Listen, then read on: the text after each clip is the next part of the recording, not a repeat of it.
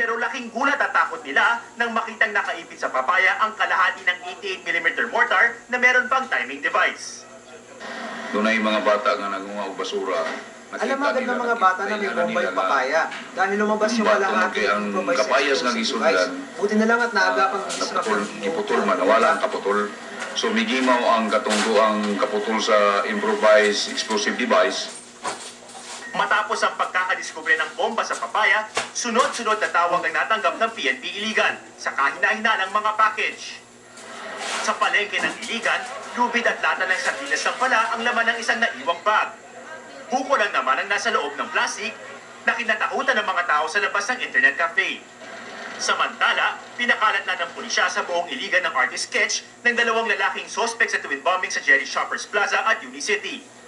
Parehong may team at nagsasalita raw ng maranaw ang dalawa. Nananatili pa rin sa kritikal na sitwasyon ng dalawa sa 48 na sugatan sa twin bombing sa Iligan. Ato Maraulio, Patrol ng Pilipino.